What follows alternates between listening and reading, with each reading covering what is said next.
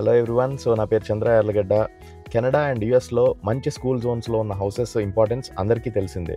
మీరు హౌస్ తీసుకునేటప్పుడు మంచి స్కూల్ జోన్స్లో ఉన్న హౌసెస్ కన్సిడర్ చేస్తారా ఆర్ అందరిలాగా మర్చిపోతారా? సో ట్రూత్ ఏంటి అని అంటే, మంచి స్కూల్ జోన్లో ఉన్న houses appreciation thousands of dollars ఆటోమేటిక్గా ఎక్కువ ఉంటుంది దాన్ యావరేజ్ స్కూల్ జోన్లో ఉన్న హౌసెస్ కన్నా అనేది మీకు తెలుసా? ఒంటారియోలో స్కూల్కి ర్యాంకింగ్స్ అవుట్ ఆఫ్ 10 కన్సిడర్ చేస్తారు. మీరు ఏ స్కూల్ ఇన్ఫర్మేషన్ అయినా ఫ్రేజర్ ర్యాంకింగ్ అనే వెబ్సైట్లోకి వెళ్ళి చూడొచ్చు. ఎగ్జాంపుల్గా సేమ్ సైజ్ ఉన్న 3 bedroom detached house average school జోన్లో 750,000 ఉంటుంది, కానీ టాప్ రేటెడ్ స్కూల్ జోన్లో అదే హౌస్ 800 to 850+ సేల్ అవుతుంది. అండ్ ఎప్రిసియేషన్ రేట్ కూడా డిఫరెన్స్ ఉంటుంది. టాప్ స్కూల్ జోన్స్లో ఎవ్రీ 3 to 4 ఇయర్స్కి యావరేజ్గా 10 to 15% ఫాస్టర్ గ్రోత్ ఉంటుంది compare to the other areas.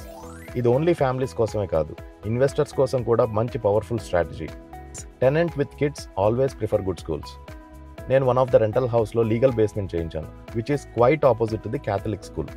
దాని రేటింగ్ వచ్చేసి 8.5 out of 10. Basement full complete అవ్వకుండానే రెంట్కి తీసుకోవడానికి ఒక ఫ్యామిలీ విత్ 2 kids వచ్చారు, only because of that school. Think about it. మీ పిల్లలు సేఫ్ కమ్యూనిటీలో బెస్ట్ ఎడ్యుకేషన్ పొందుతారు and at the same time me property value కూడా అప్రిషియేట్ అవుతుంది. ఇది double benefit, family and finance. So మీకు స్కూల్ జోన్ ఇంపార్టెంటా ఆర్ ప్రైస్ అండ్ సైజ్ మీదే ఫోకస్ చేస్తారా? కామెంట్లో రాయండి. బాయ్.